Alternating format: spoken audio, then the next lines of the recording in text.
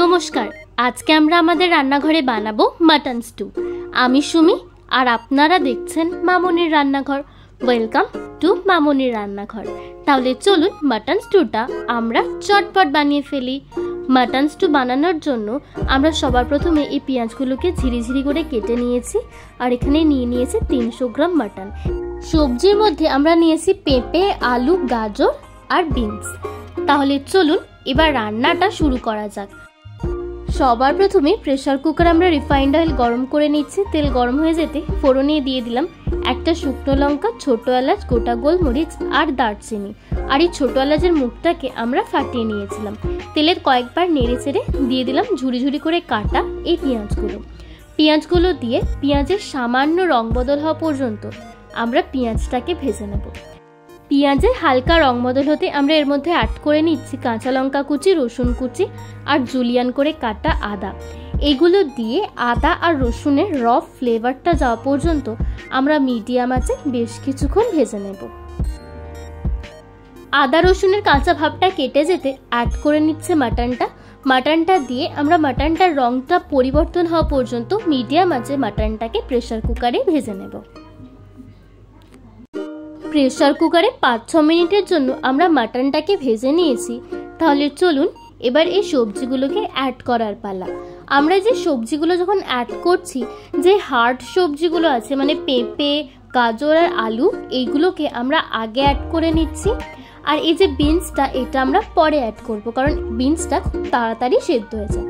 এইগুলো দিয়ে মাংসের সাথে আমরা এই সবজিগুলোকে আরও কিছুক্ষণ ভেজে নেব, যাতে সবজিটা একটু নরম হয়ে যায় আর মাংসটাও আর একটু ভালোভাবে রান্না হয়ে যায়।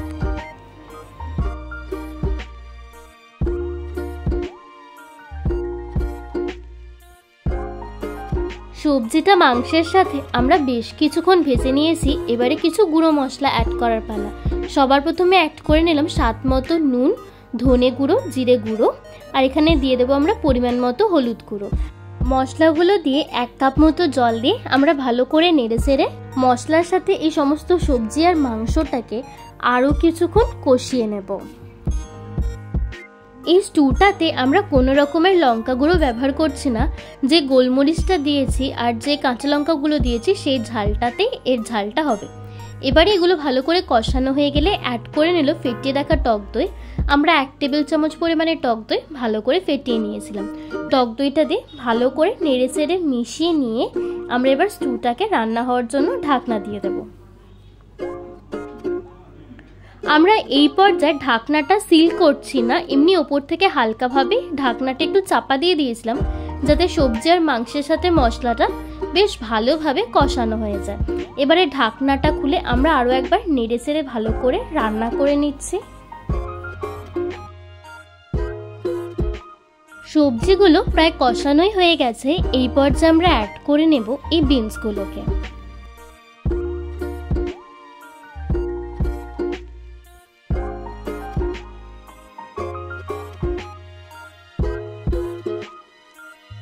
বিনসগুলো দিয়ে ভালো করে নেড়ে চেড়ে রান্না করে আমরা এরপরে অ্যাড করে দেবো চিনি। চিনিটা কিন্তু স্বাদ মতো আর একদমই অপশনাল। আমরা এই স্বাদটাকে ব্যালেন্স করার জন্য চিনিটা অ্যাড করছি।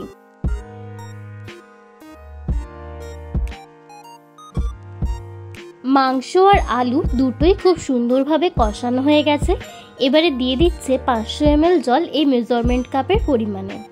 জলটা দিয়ে আমরা মাংস আর সবজিগুলো সেদ্ধ হওয়ার জন্য 2-3টে সিটি দিয়ে নেব।